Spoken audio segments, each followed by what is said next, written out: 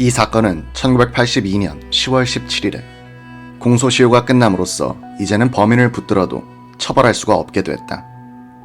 경찰과 검찰과 법원과 언론이 고문과 조작과 오판과 오보로서 무고한 사람들을 고생시키는 틈을 타서 범인은 면죄부를 받고 만 것이다. 힘없는 서민들이 경찰, 검찰, 법원, 언론의 총공세에 직면할 때 얼마나 비참하게 되는가를 이 사건은 똑똑하게 보여주고 있다. 제도의 범죄는 처벌되지 않고 개인의 피해는 회복될 수 없음을 고문 후유증으로 40대에 요절한 김기철 씨는 폐인이 된 그의 몸과 정신으로 입증하였다. 이 기사는 1981년부터 1982년에 걸쳐 월간 마당에 쓴 것이다.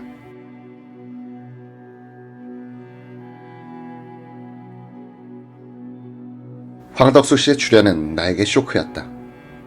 그는 감히 그들은 무고한 희생물이었다는 나의 생각을 돌려놓으려 했다. 그의 설득에 흔들려 혹시 내가 잘못 판단한 게 아닌가 하는 마음이 생길 때도 있었다. 정대범 씨와 김금식 씨를 기어코 찾아내야겠다고 생각한 데는 이런 나의 의문을 풀어야겠다는 계산도 있었다. 다행히 황 씨는 정 씨를 만나 의구심을 풀었고 나는 김금식 씨를 만나 이 조작극에 대한 지식을 더욱 넓힐 수 있었다. 그러나 모든 사람들이 황 씨나 나처럼 의문을 풀 수는 없는 노릇이다. 그런 대다수의 사람들에게 진실을 입증해 보인다는 것은 얼마나 어려운 일인가. 김기철 씨는 비록 무죄 판결을 받았지만 대다수의 사람들에게 자신의 진실을 입증하는 데서는 실패했고 그래서 격리 집거 생활에 들어간 것이 아닐까. 이 세상에선 진실이란 말이 난무하고 있다. 그러나 진실이란 정말 무엇인가? 객관적으로 입증되는 것만이 진실일 것이다. 그런 진실이라야 주관을 떠나 이 사회에서 유통되는 진실이 될 수 있는 것이다. 김기철 씨의 죽음은 법정의 진실과 사회의 진실은 별개라는 사실을 보여주었다. 1981년에 쓴 기사의 제목을 하나님은 아신다. 그러나 기다리신다라고 붙인 것도 진실의 인식에 대한 세상 사람들의 한계 능력을 가리키고자 한 것이었다.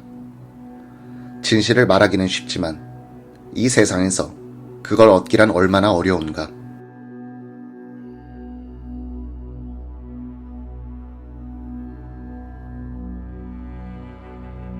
칼과 저울로 상징되는 법은 어차피 폭력이다. 그러나 저울이 있기에 그것은 형평의 원칙이 적용되는, 그래서 정의의 칼, 정의의 힘, 곧 정의의 폭력이다. 폭력의 행사를 규제하고 정당화하는 이 저울, 곧 형평과 절차가 빠져달아난 법은 이미 법이 아니다. 파괴력을 가진 힘 그 자체, 곧 폭력일 뿐이다. 검찰이 김기철 씨 등에게 적용한 힘이 어떤 종류의 법이었는지는 자명하다. 구영근 씨나 황덕수 씨 같은 민간인이 검사의 후광을 믿고 수사를 했다. 검사는 필요할 땐 언제든지 누구라도 잡아넣을 수 있음을 최형욱 씨나 김기철 씨의 경우에서 입증했다. 증인과 물증도 필요할 때 얼마든지 만들어 제낄 수 있음을 보여주었다. 고문은 자백을 받아내는 가장 손쉬운 수단으로 쓰였고 자백을 거부한 사람은 평생 동안의 후유증으로 보상받았다. 형사소송법은 철저하게 무시됐다. 절차가 무시되는 법은 협박과 공갈과 어떻게 다른가? 이 사건에 무고하게 연루됐던 정대범 씨 등의 피고인들과 그 가족은 그 쓰라린 체험에서 법과 언론을 불신하는 지혜를 터득했다. 윤노파, 박상은 양 피살 사건 등 최근에 문제가 된 강력 사건의 수사 결과를 그들은 처음부터 냉소적으로 받아들인 점에서 공통성을 갖고 있었다. 경찰서에서 하룻밤이라도 자고 나온 사람이 그 다음부터는 경찰을 보는 새로운 눈을 갖게 되는 것과 같은 현상이리라. 이 재판극에서 가해자 역할을 맡았던 사람들은 그 뒤에도 거의 잘 됐고 피해자 역할을 떠맡았던 사람들은 지금까지도 주눅이 든 생활을 하고 있다. 그들 피해자들 중 어느 누구도 개인적인 복수를 시도하지 않았다는 것은 이 사건의 잔혹성과 조작성에 비추어 하나의 기적이며 그것은 그들의 유순한 성품을 엿보게 하는 자료이기도 하다. 아마도 피해자들이 그런 모욕과 고통을 검사나 법이란 제도가 아니라 깡패나 친구로부터 직접 당했다면 거기엔 보복이 있었을 것이다.